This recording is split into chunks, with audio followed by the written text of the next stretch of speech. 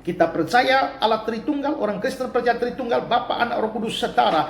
Dan di dalam Ibrani 1 ayat 8 kita melihat bahwa Bapa sendiri menyatakan Yesus itu adalah Allah. Dalam Ibrani 1 ayat 8 dikatakan, tetapi tentang anak ia berkata, ia itu adalah Allah Bapa. Tetapi di sini tentang anak itu terjemahannya tidak tepat. Di dalam versi King James, but unto the Son, tetapi kepada anak ia berkata, Bapa berkata. Berarti Bapa sedang berkata kepada anak. Berkatanya bagaimana? Tahtamu ya Allah, untuk seterusnya, untuk selamanya. Berarti Bapa berkata kepada anak Yesus, dan dia mengatakan bahwa Yesus itu adalah Allah. Halo, Shalom Aleichem, sahabat-sahabat dimanapun berada. Video ini adalah bagian kedua dari video sebelumnya yang bertajuk menjawab klaim dari orang-orang guru-guru pengajar Trinitas, salah satunya Pendeta Ezra Alfred Soru, yang mengklaim bahwa ayat Ibrani 1 ayat 8 adalah bukti bahwa Yesus adalah Allah yang maha tinggi. Begitu katanya. Nah, karena ini adalah video lanjutan, saya informasikan bagi siapapun teman-teman yang belum menonton bagian yang pertama, harap disimak dulu bagian yang pertama ya. Supaya tidak gagal paham, tidak mendapatkan informasi yang prematur dan nanti tersesat ya. Simak dulu bagian yang pertama tentang Ibrani 1 ayat 8 ini.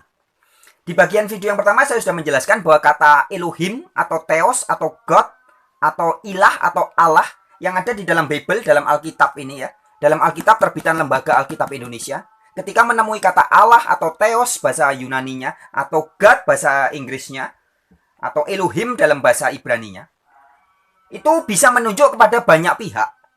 Ya, saya sudah jelaskan dengan bukti fakta-fakta biblical kontekstual, fakta-fakta Alkitab, bahwa di Alkitab memang ada banyak pihak yang bisa disebut sebagai Allah atau God. Nah, silakan simak video yang pertama. Saya tidak akan ulangi. Tapi saya berikan contoh lagi sedikit, yaitu salah satunya misalkan tertulis dalam Mazmur 82 ayat 1. Di situ dikatakan Allah berdiri dalam sidang ilahi di antara para Allah. Di ayat 6-nya juga dikatakan, Aku sendiri telah berfirman, kamu adalah Allah dan anak-anak yang maha tinggi kamu sekalian. Jadi para malaikat surgawi, para hakim-hakim juga disebut sebagai Allah. Ya. Jadi ada banyak pihak yang disebut sebagai Allah. Sekali lagi, ketika kita bicara tentang definisi dari kata Allah atau Theos atau God atau Elohim yang ada di Bible ya, kontekstualnya kita bicara Bible, keseluruhan Bible, dari kitab Kejadian sampai kitab Wahyu. Ketika kita bicara tentang kata Theos atau God atau Elohim atau Allah, itu dikatakan bisa menunjuk kepada banyak pihak. 1 Korintus 8 ayat 5 dikatakan, memang ada banyak yang bisa disebut Allah, baik di sorga maupun di bumi. Mana aja ayatnya, mana aja buktinya, simak bagian yang pertama. Oke, sekarang saya lanjutkan tentang Ibrani 1 ayat 8. Ya.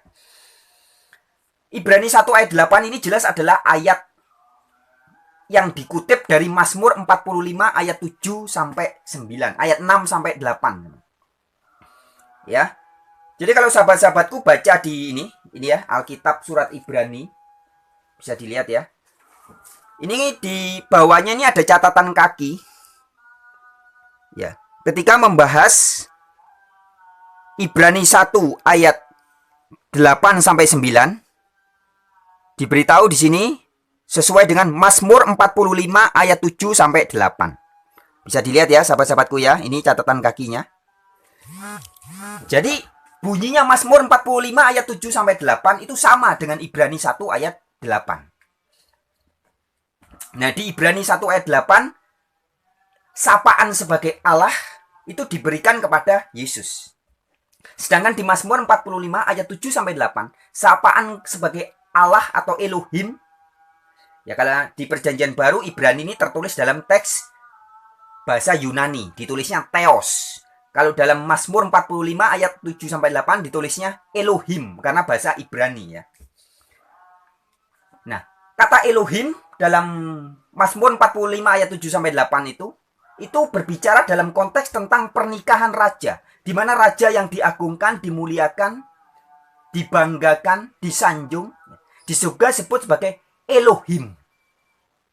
Ya, sebagai Allah. Nah, ayat itu kemudian dikutip dalam Ibrani 1 ayat 8 ini. Yesus juga diagungkan, ditinggikan sehingga disebut juga sebagai, bahasa Ibraninya Elohim, bahasa Yunaninya Theos. Terjemahan bahasa Indonesia menjadi Allah. Maka disebut itu tahtamu ya Allah. Itu konteks yang pertama. Kemudian yang kedua, perhatikan baik-baik. Perhatikan baik-baik.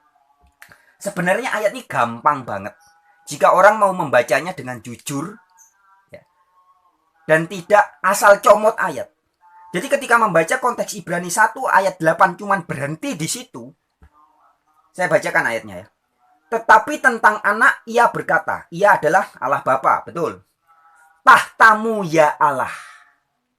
Jadi anak itu oleh Allah Bapa disapa sebagai tahtamu ya Allah.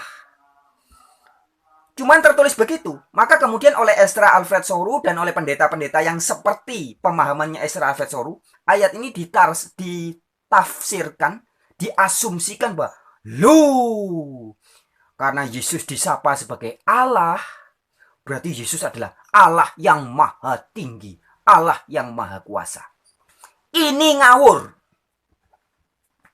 Ya, saya tegaskan. Orang semua pendeta, mau Ezra Alfred Soru atau gurunya Ezra Alfred Soru, Budi Asali atau Deki Gadas atau Stephen Tong, siapapun yang mengatakan bahwa Ibrani 1 ayat 8 mengatakan Yesus adalah Allah yang maha tinggi. Ini tafsiran ngawur, asumsi ngawur. Mengapa? Karena sesungguhnya siapapun Anda yang mau membaca dengan jujur, satu ayat saja sesudah Ibrani 1 ayat 8, yaitu ayat 9, Anda akan mengetahui bahwa Yesus bukan Allah yang maha tinggi. Yesus bukan Allah yang maha kuasa. Mari kita simak satu ayat setelah Ibrani 1 ayat 8, yaitu pada ayat yang ke-9. Perhatikan baik-baik. Oke sobat-sobat, saya akan bacakan dari ayat 8 sampai ayat 9 ya. Perhatikan baik-baik. Lebih bagus kalau teman-teman juga buka Bible-nya, buka Alkitabnya sendiri ya. Saya akan bacakan. Sebenarnya kalau dari ayat 1 juga lebih jelas lagi ya. Di ayat 1, ayat 2 itu dikatakan Yesus adalah perantara. Ya, jadi ayat 1 dikatakan bahwa Allah dulu berulang kali berbicara dengan berbagai cara kepada nenek moyang kita dengan perantaraan para nabi. Nabi-nabi. Maka di zaman akhir ini dengan perantaraan anaknya. Ya, jadi Yesus itu adalah anaknya. Kemudian di ayat yang ketiga dikatakan, ia duduk di sebelah kanan yang maha besar. Jadi yang maha besar itu Allah Bapa. Nah, Yesus itu duduk di sebelahnya. Jadi jelas Yesus bukan yang maha besar itu ya. Itu ayat 3. Tapi kita bahasnya ayat 8 dan 9. Perhatikan baik-baik.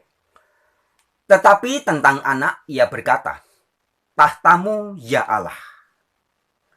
Dalam versi bahasa Inggris, your throne, oh God. Jadi disapa sebagai God, disapa sebagai Allah si anak ini ya. Tahtamu ya Allah tetap untuk selama-lamanya. Dan tongkat kerajaanmu adalah tongkat kebenaran. Sekali lagi saya ulangi. Tetapi tentang anak ia berkata, tahtamu ya Allah tetap untuk seterusnya dan selamanya. Dan tongkat kerajaanmu adalah tongkat kebenaran. Perhatikan ayat 9. Perhatikan baik-baik. Engkau, siapa engkau ini? Si anak itu. Si anak yang disapa sebagai Theos, yang disapa sebagai ilah atau sebagai Elohim atau sebagai God, ya, yang oleh Allah Bapa, anak itu disebut sebagai Allah juga. Perhatikan baik-baik. Engkau, katanya, mencintai keadilan dan membenci kefasikan. Ya, jadi engkau, Yesus itu mencintai keadilan dan membenci kefasikan. Sebab itu Allahmu.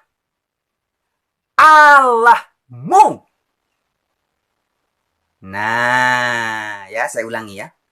Engkau, Yesus maksudnya ya, mencintai keadilan dan membenci kefasikan. Sebab itu Allahmu telah mengurapi engkau dengan minyak sebagai tanda kesukaan melebihi teman-teman sekutumu. Ya. Jadi Yesus, karena Yesus mencintai keadilan dan membenci kefasikan, ya, maka dari itu Allah, siapa Allah yang mana? Allahnya Yesus mengurapi Yesus.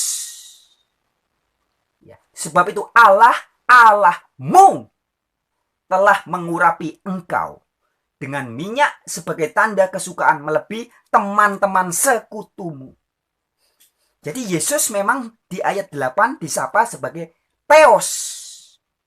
Kita ingat di video pertama sudah saya jelaskan bahwa para makhluk surgawi, bahkan hakim-hakim di perjanjian lama, para pembawa firman juga disebut sebagai Theos, sebagai Allah.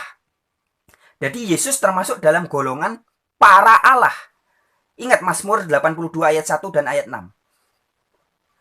Para Allah, ada banyak Allahnya. Yesus ini termasuk dari kelompok para Allah. Sehingga di ayat ini dikatakan, di ayat 9 dikatakan, sebab itu Allah, Allahmu telah mengurapi engkau dengan minyak sebagai tanda kesukaan melebihi teman-teman sekutumu.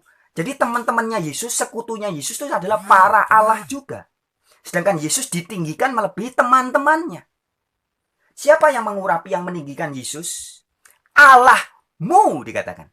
Jadi Allahnya Yesus. Jadi Yesus adalah Theos yang memiliki Theos. Yesus adalah Theos yang memiliki Theon. Ya. Yesus adalah Theos, Yesus adalah Allah yang memiliki Allah.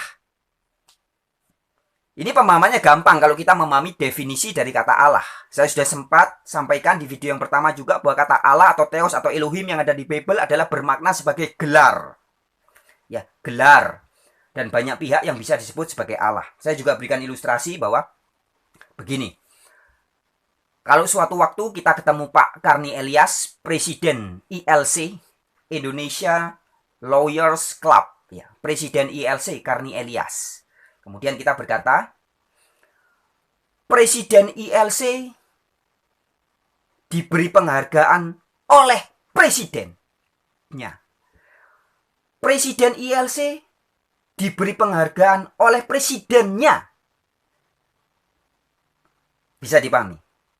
Jadi Presiden ILC yaitu Karni Elias masih memiliki presiden. Siapa presiden tertinggi di Indonesia? Presiden Republik Indonesia. Ya, jadi ada presiden banyak di Indonesia dan ada presiden tertinggi, Presiden Republik Indonesia. Nah, itu ilustrasi. Nah, begitupun dengan kata para Allah yang ada di Bible atau di Alkitab. Itu menunjuk kepada banyak pihak. Dan di ayat ini, di ayat 9 justru ditegaskan, memberikan penegasan yang jelas bahwa Yesus bukanlah Sang Maha Tinggi. Yesus bukan Allah yang Maha Kuasa, bukan Allah yang Maha Tinggi. Sebab Allah yang Maha Kuasa, Allah yang Maha Tinggi adalah yang mengurapi Yesus. Ya, di ayat 9 begitu jelas. Allahmu mengurapi engkau. Ya. Jadi Yesus memiliki Allah. Sudah saya sampaikan juga di video yang pertama, dibuktikan juga di dalam Mika pasal 5 ayat 1 sampai 3. Dikatakan Yesus yang lahir di Bethlehem Efrata itu datang atas nama Yehova atau atas nama Yahweh, Allahnya. Ya, jadi Yahweh itu Allahnya Yesus. Siapa Yahweh? Dalam Yeremia 10 ayat 10 dikatakan, Yehova atau Yahweh adalah Allah yang benar. Ulangan 10 ayat 17 mengatakan, Yahweh adalah Allah dari segala Allah. Ya, jadi Allah ada banyak. Sekutu para Allah itu ada banyak. Teman-temannya Yesus yang sama-sama bisa disebut sebagai Theos. Musa juga disebut sebagai Elohim di perjanjian lama ya. Para pembawa firman, nabi-nabi, hakim-hakim yang bertindak sebagai hakim di perjanjian lama juga disebut sebagai Elohim. Jadi ada banyak. Ya. Sedangkan Yesus ditinggikan di antara para Elohim itu. Siapa yang meninggikan? Elohimnya Yesus. Siapa Elohimnya Yesus? Dialah yang oleh Yesus dalam Yohanes 17 ayat 1 sampai 3 disebut sebagai Bapa. Engkaulah satu-satunya Allah yang benar. Jelas ya sobat-sobatku? Very clear ya. Jadi Ibrani 1 ayat 8 begitu jelas, jadi gampang dipahami ketika kita membacanya tidak berhenti di ayat 8, tapi lanjut sedikit satu ayat saja sampai ayat yang ke-9. Jadi jelas, Yesus bukan Allah yang maha tinggi. Sebab Allah yang maha tinggi adalah yang di ayat 9 dikatakan mengurapi Yesus. Yesus diurapi melebihi teman-temannya. Jadi Yesus itu setara dengan teman-temannya, tapi diurapi diangkat lebih tinggi dari teman-temannya ya. Dan teman-temannya sekutunya Yesus juga bisa disebut sebagai para Allah atau para Elohim. Sedangkan Allah yang tertinggi jelas. Ulangan 10 ayat 17. Yahweh adalah Allah segala Allah. Very clear ya sahabat-sahabatku. Jadi semua ajaran yang mengatakan bahwa Ibrani 1 ayat 8 membuktikan Yesus adalah Allah yang Maha Kuasa, itu adalah ajaran yang comot, jurus comot ayat tanpa membaca ayat sebelumnya dan tanpa membaca ayat sesudahnya. Kalau orang membaca ayat mulai dari Ibrani pasal 1 mulai dari ayat 1, itu jelas Yesus disebut sebagai perantara. Ayat 3-nya dikatakan Yesus berada di sebelahnya Allah. Ya, dan di ayat 9 dikatakan Allah yang Maha Kuasa mengurapi Yesus. Nah, jadi ketika hanya ayat 8 aja yang dicomot, kemudian ditafsirkan, diasumsikan secara liar bahwa Yesus adalah Allah yang Maha Kuasa, ini namanya ajian pengawuran. Oke sahabat-sahabat, sekian video kali ini. Kita sudah membereskan Ibrani 1 ayat 8 sama sekali tidak mengajarkan Yesus adalah Allah yang Maha Kuasa. Sekali lagi, semua ajaran pendeta, orang yang mengaku pastor, mengaku pendeta, mengaku sarjana teologi, mengaku master teologi, mengajarkan bahwa Ibrani 1 ayat 8 mengatakan bahwa Yesus adalah Allah yang Maha Kuasa. Semua itu hanya asumsi belaka. Sama sekali bukan kebenaran, sama sekali bukan kebenaran kitabiah, sama sekali bukan kebenaran. Itu hanya asumsi dan ketika diajarkan menjadi ajaran sesat. Sekian dari saya, wartawan Injil untuk Nusantara dan dunia. Shalom.